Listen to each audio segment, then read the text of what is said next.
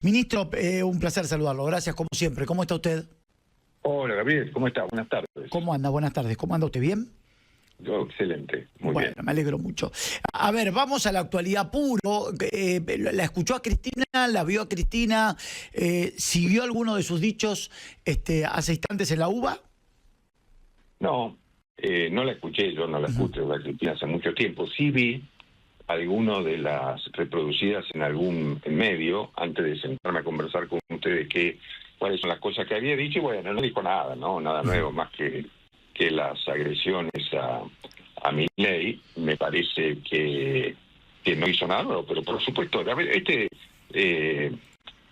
quiero decir, el documento que emitió los Estados Unidos, ¿no? Como el país,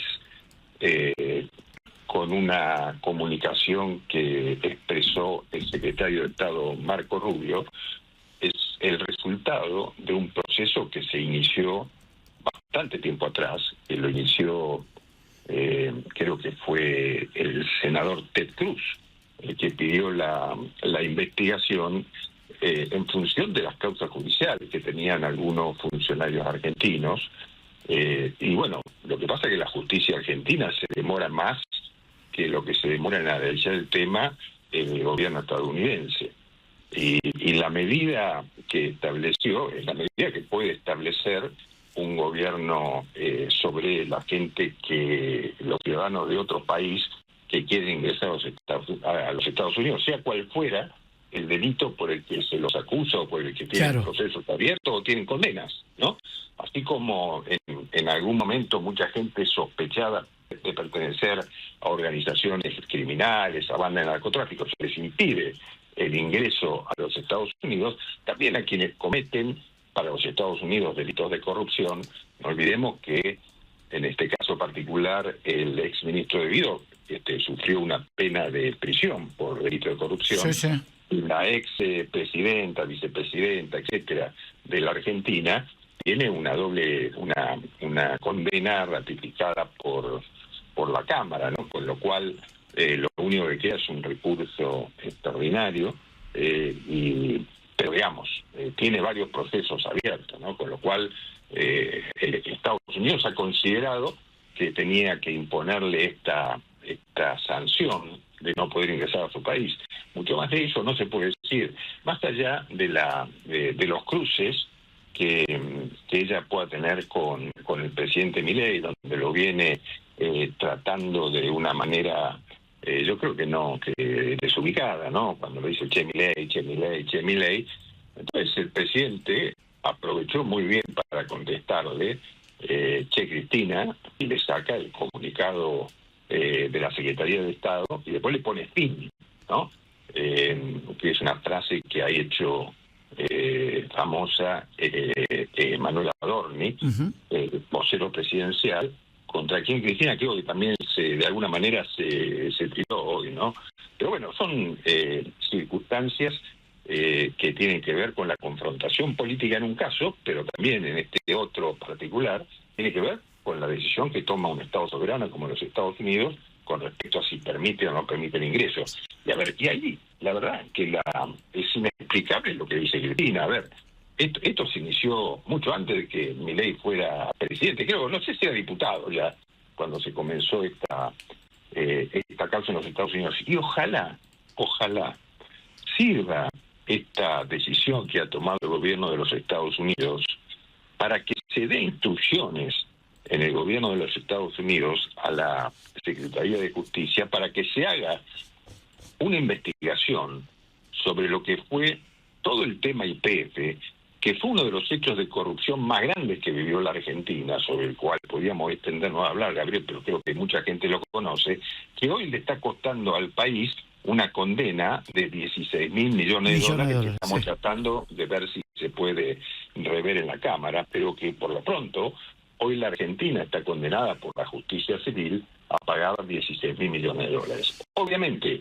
todos los antecedentes de eso, en la que tuvo que ver el gobierno de Néstor y de Cristina Kirchner, que la estatizó, también de alguna manera está embebido en un hecho de corrupción gravísimo que tiene ese costo para la Argentina. Ojalá el gobierno de los Estados Unidos tome nota de eso y le dé instrucciones al Departamento de Justicia para que inicie una investigación sobre este tema en particular, que tiene aristas escandalosas, ¿no?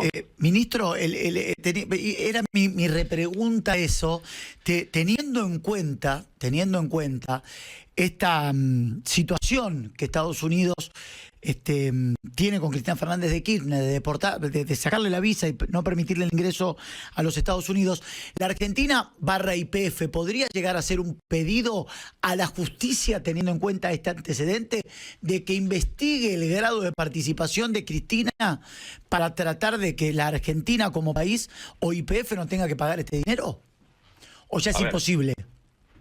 No, a ver, yo la verdad creo que porque ¿qué pasa aquí? Ahí se inició un proceso. A ver, lo que pasó acá finalmente es que un fondo buitre de esos que compran derechos a accionar judicialmente, compraron los derechos que tenía una empresa argentina, que era Petersen, que estaba radicada en España con otras sociedades, le compraron sus derechos a litigar por la expropiación que hizo de las acciones de YPF Cristina Kirchner. Con ese derecho a litigar, el fondo Woodford inició una acción en Estados Unidos que originó finalmente, o que terminó finalmente, en la condena de la Argentina por 16.000 millones. ¿Cuál es el origen de esto? El origen es que Néstor Kirchner, en su momento, le exigió, de alguna manera, ¿no?, a la empresa Repsol, que era la titular de las acciones, que le permita entrar a una empresa argentina, le ceda un porcentaje de acciones que fue en ese momento del 25%, que fue la empresa de Petersen, Thierry Cruz, creo que era, no sé si era Petersen, Thierry Cruz, pero era la empresa de la familia Eskenazi, digamos, les permita entrar como accionista del 25% y pagar el costo de ese 25% con el producido de los beneficios. Exacto. Entonces, ¿qué iba a pasar ahí? Le iba a permitir al Estado argentino, o a YPF en este caso, cobrar los dividendos que le tenían retenidos, ¿no? Mira, esto es una historia increíble.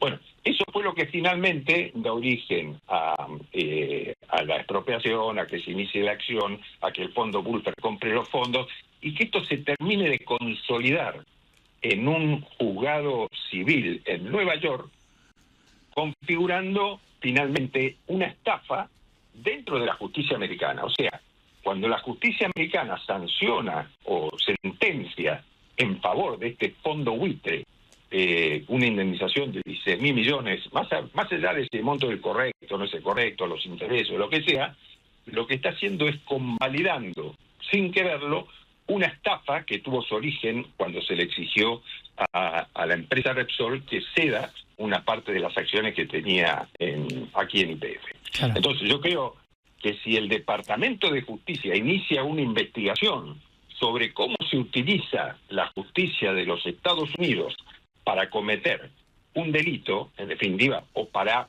blanquear. Un delito, claro. Bueno, si inicia esta investigación, yo creo que debería caerse esta sentencia contra la Argentina, ¿no? No, aparte es increíble cuando uno habla de números, la horrorización, cuando el gobierno va al Fondo Monetario y se habla de números. Usted recién me decía, y es de público conocimiento, 16.000 millones de dólares, ¿no? Lo que debería pagarle a Argentina por el tema YPF. Hoy se están hablando de números y el posible desembarco del Fondo Monetario, que también se lo voy a preguntar, es de 20.000 millones de dólares. O sea, la trampa del kirchnerismo por YPF a la Argentina sería el mismo dinero que quizás el fondo podría desembolsar en la Argentina. Digo, a ese nivel de grosería económica estamos hablando, ¿no? Sí, a ver, yo no tengo la información todavía sobre cuál es el acuerdo que se realice con el Fondo Monetario. Hasta ahora lo único que se ha obtenido es la ratificación por la Cámara de Diputados de un DNU que le permite al Poder Ejecutivo avanzar en una negociación. Los montos, mecanismo, forma de desembolso, etcétera, son temas que están conversando, sí se conversarán en los próximos días con el Fondo Monetario hasta que se llegue a un acuerdo, ¿no? Pero sí, efectivamente, el monto de la condena contra la Argentina por el tema YPF, en el cual también participó Kicillof, ¿no? O sea, eso fue toda una maniobra escandalosa que realmente de alguna manera en Estados Unidos no se puede convalidar. Y los argentinos tienen que tener bien en cuenta, ¿no? Ministro, si bien es cierto que todavía no se saben los detalles de lo que va a ser el acuerdo que fue aprobado en el Congreso esta semana, el presidente Milei dio una nota donde dijo que probablemente este acuerdo se firme mediados de abril, y hoy un prestigioso medio internacional habló de estos 20.000 millones de dólares. Yo lo que le quiero preguntar es, más allá del dato preciso que usted me acaba de decir que no lo tiene, si se lo voy a poner en potencial, si serían 20.000 millones de dólares lo que el fondo desembolsaría, ¿sería un muy buen acuerdo para la Argentina o no? Si es que se da este número, ¿eh? Todo lo que permita sanear el balance del Banco Central y de alguna manera solidificar la posibilidad de que pueda responder el Banco Central con un balance sólido a las distintas variables que tiene la economía argentina, creo que es importante, ¿no? Y creo que eso es lo que se está conversando. Ahora, yo no puedo hablar de una suma concreta porque no la sé, pero sí tengo claro que la discusión que se está llevando adelante con el fondo es una que permita a la Argentina, como dijo el presidente de la Nación, poder dejar atrás el cepo en el curso de este año, ¿no? ¿Este acuerdo es el principio del fin del cepo? Yo creo que es un elemento importante para llegar al fin del cepo en el curso del año, ¿no? Yo también recuerdo que el presidente había hecho una mención en un momento determinado, hace ya varios meses atrás, que nosotros vamos a salir del cepo, aunque tengamos que reducir todavía mucho más el gasto, ¿no?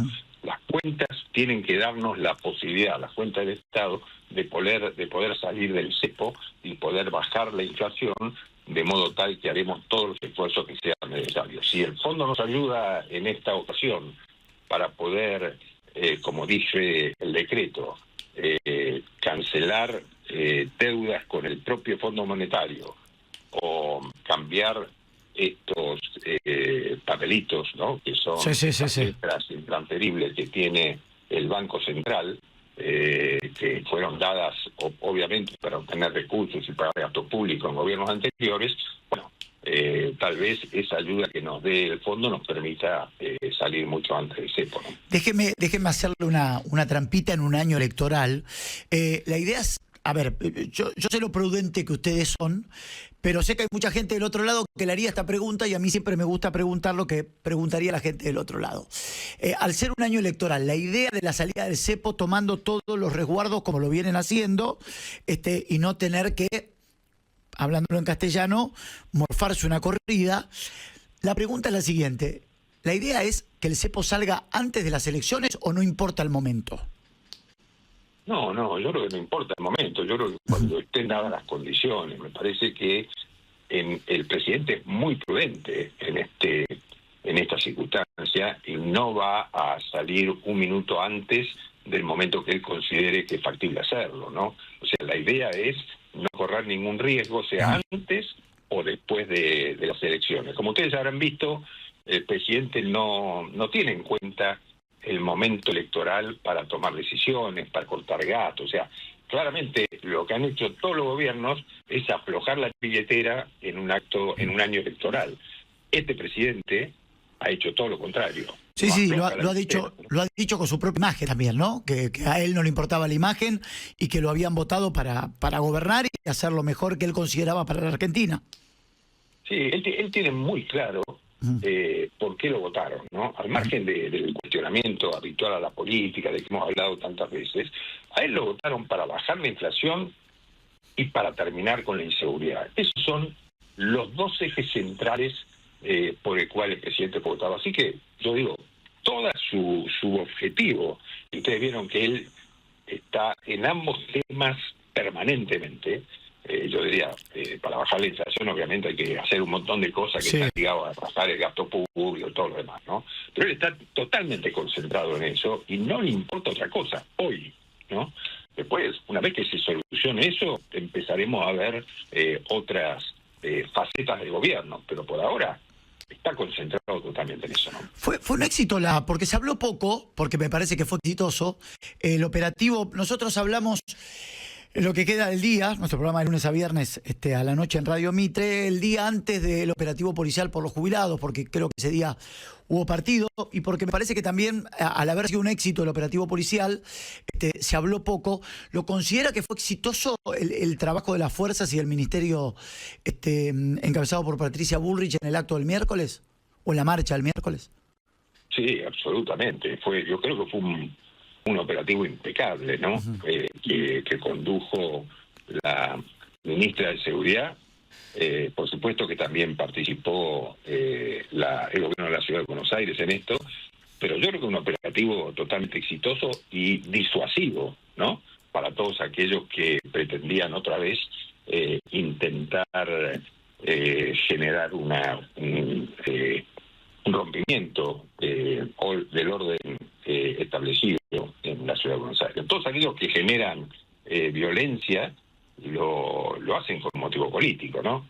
Y son utilizados, o no, sí, mismo, claramente. ¿no? Pero son utilizados para un objetivo político. Bueno, no pasó porque no tienen suficiente fuerza. Pero bueno, ahí, en ese proceso, digamos, se montaron otras organizaciones, la CGT con un paro futuro con movilización, bueno, todas estas cosas que son viejas, ¿no? Que se conocen ya desde hace mucho tiempo y que a mí me parece que no tienen ningún justificativo, porque está claro que la situación de la Argentina de hoy es muchísimo mejor que la situación de la Argentina el día que asumimos el gobierno. Ahora, cuando usted dice no hay ningún justificativo, yo creo que sí lo hay el justificativo, y voy a hablar como hablo yo, que a veces soy bastante imprudente. Yo creo que el objetivo desde el kirchnerismo, en este momento donde cada vez se aleja más de la gente, porque la gente se está dando cuenta que el kirchnerismo lo único que le está importando es retomar el poder o retomar las cajas. Y perdóneme que se lo diga, ministro, de esta manera. Lo que le quieren hacer es tirar un muerto al gobierno. De esto no hay dudas. Por lo menos lo digo yo, y usted me podrá decir, mire, Gabriel es imprudente, yo no puedo hablar de esto.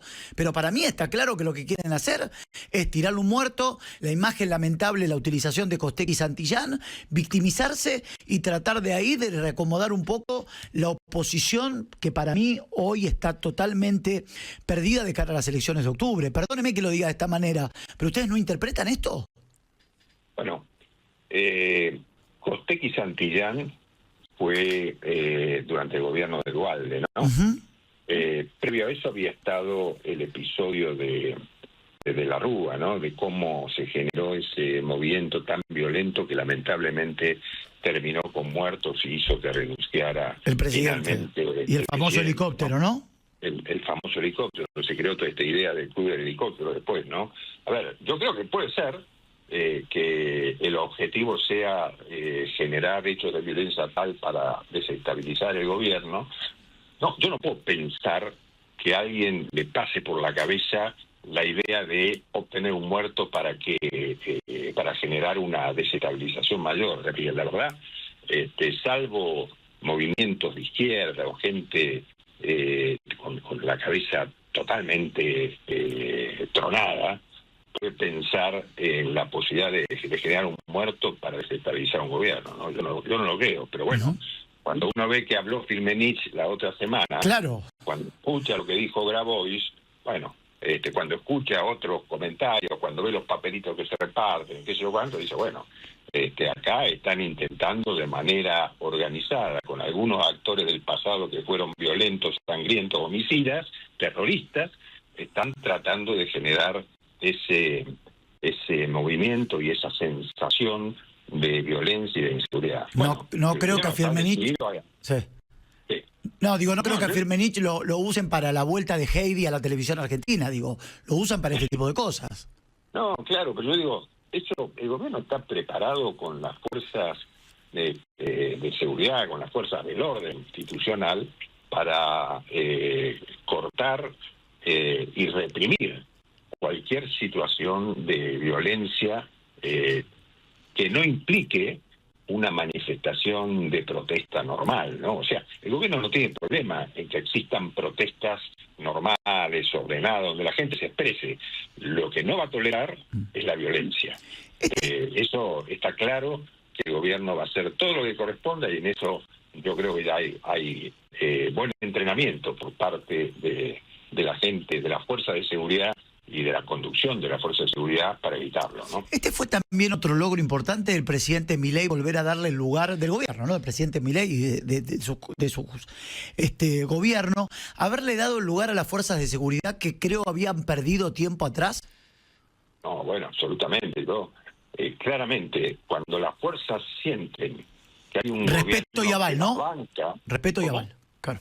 Claro. Yo creo que cuando las fuerzas de seguridad sienten que tienen el apoyo de la conducción política de esas fuerzas, bueno, se sienten respaldadas, ¿no? Entonces, cuando usted ve el respeto y el aprecio que le tiene la policía, la gendarmería, la prefectura, a la ministra de Seguridad y el presidente de la Nación, se da cuenta que esas fuerzas responden y que van a estar, por supuesto, manteniendo el orden institucional y van a proteger a los argentinos de ese orden y de cualquier evento violento que pretenda desestabilizar al país.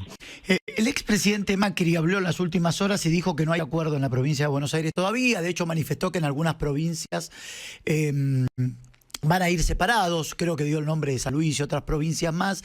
Hizo mención a la foto de Ritondo, de Santilli por la provincia de Buenos Aires. Dijo que él espera un acuerdo, que siempre está dispuesto a negociar. Hoy le pregunto, usted es un gran negociador, ¿cómo está la situación? ¿Usted cree que va a haber un acuerdo entre la Libertad Avanza y el PRO para la provincia de Buenos Aires? A nivel país, en la ciudad de Buenos Aires ya parece que no, esto está descartado, porque la lista de las alianzas ya están bien claras. ¿Cree que va a haber finalmente un acuerdo con el PRO en la provincia de Buenos Aires y en gran parte del país o no? Yo creo que sí. A ver, lo que tenemos que tener fundamentalmente en mira es el acuerdo nacional, porque claramente por ahí no nos ponemos de acuerdo en las elecciones locales, pero nos podemos poner de acuerdo en las elecciones nacionales, que creo que tienen una trascendencia mucho mayor, ¿no? O sea, poder vencer en las elecciones nacionales en la provincia o en la ciudad de Buenos Aires o en los distritos más importantes del país, tiene una trascendencia política muy importante. Yo no me detengo tanto en los acuerdos locales, que tienen mucho que ver con la política local, las diferencias locales, etcétera, sino en el objetivo central, que es ganar las elecciones de octubre, donde podamos obtener una mayoría en diputados, podamos obtener una cantidad de senadores importante y donde emprendemos desde el Parlamento una situación política diferente que la que tenemos hoy, ¿no? Para mí esa es la discusión importante. Después lo local, no nos ponemos de acuerdo, bueno, ya veremos si nos podemos poner en algunas sí, en otras no, pensaremos en el futuro. Sí tenemos que tratar de buscar acuerdos, desde mi punto de vista, en las elecciones generales de octubre, ¿no? Ministro, ¿cómo toma? Creo que va a ser el tercero, si no me equivoco, tercer paro general que le va a hacer la CGT al gobierno de Milei. Esto va a ser el 10 de abril y lo plantean como un paro de 36 horas por la manifestación en el día previo, después la marcha, donde no va a haber medio de transportes públicos. ¿Cómo toma este anuncio de la CGT? Bueno, a ver, yo creo que me parece que la CGT ha conversado, ha sido consciente de la realidad que vive la Argentina, la situación que estaba en diciembre del 23. Hemos tenido normalmente una buena posibilidad de analizar en conjunto los temas. Tuvimos alguna dificultad al principio con el capítulo de reformas laborales del DNU, que después se amparó, tuvo un recurso de amparo, y después introdujimos algunas reformas razonables en la ley bases. Yo creo que hay que avanzar en todo eso y ponernos de acuerdo, ¿no? De nada sirve que nos empecemos a poner en difíciles, sacando de la galera una huelga que nadie esperaba, por un hecho que es absolutamente ridículo, ¿no? Que no le da mucho fundamento, porque, a ver, no hubo violencia en la marcha anterior, la de la semana anterior, el miércoles anterior, sino que hubo el resguardo del orden público, los violentos. Era la gente que fue preparada para generar esos hechos. Las fuerzas de seguridad nunca son violentas per se. Las fuerzas de seguridad reprimen para mantener el orden, para que no se genere el daño. Así todo hubo daño, quemaron patrulleros, quemaron un montón de cosas. Pero digo, que la CGT convoque una huelga porque las fuerzas de seguridad defendieron la República.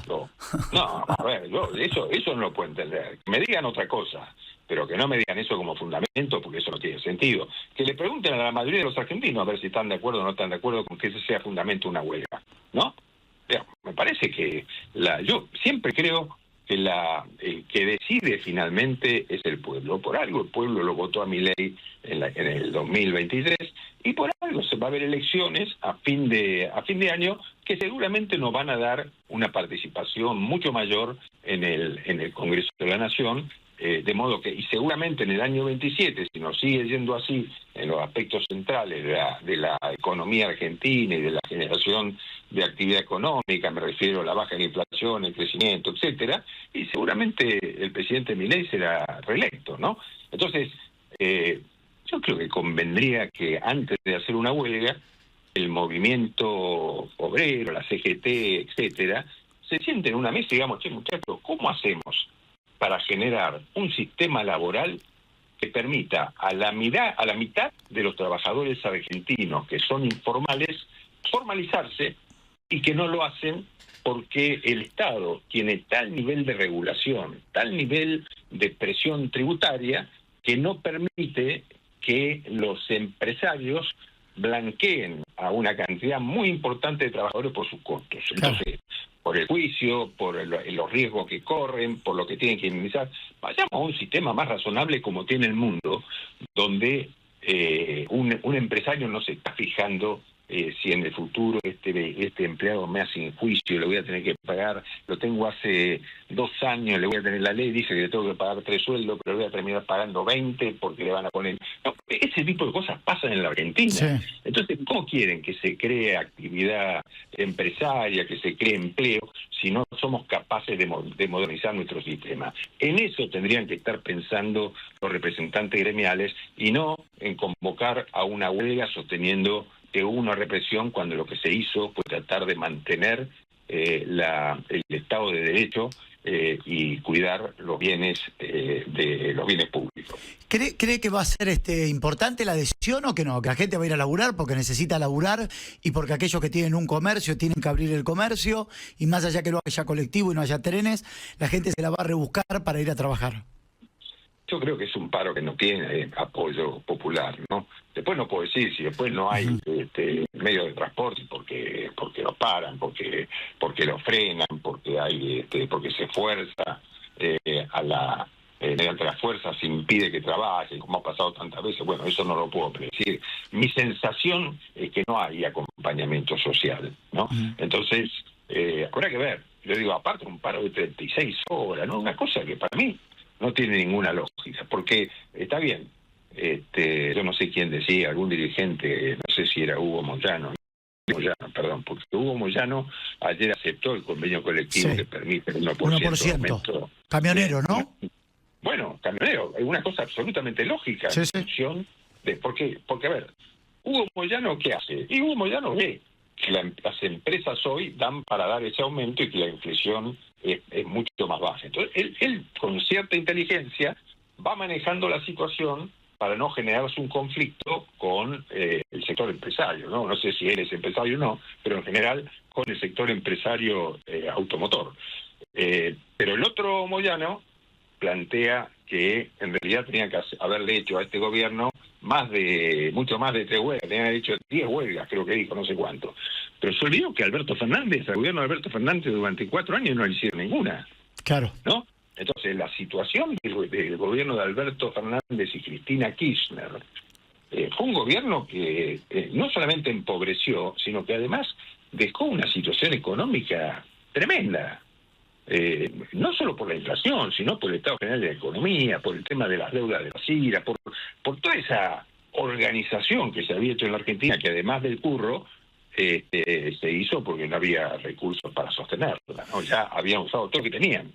Entonces yo digo, en ese momento, a esa altura, no se hacía ningún paro, no había ninguna protesta. Sí, está claro, está o claro. sea, la protesta que había, Gaby, en aquel momento, era, porque ese también es una consecuencia espectacular del gobierno del presidente Milei, que consiguió que en todo este primer año y pico no se cortaran las calles, Sí. que las cortaban todos esos intermediarios de los planes sociales, los patrones de la pobreza, digamos, por ponerle un nombre que se utilizaba mucho en Colombia con respecto a las drogas. Estos eran los patrones de la pobreza, que eran quienes intermediaban los planes sociales, entonces generaban que para darte un plan tenías que ir a la manifestación y cortar la 9 de julio, etcétera.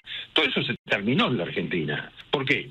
Porque no se intermedian más los planes sociales. Los planes sociales se le otorgan directamente a quien lo necesita. Claro. Ese también es un logro del gobierno. Sí, y eso no lo ven, eso no lo ven los dirigentes de la CGT.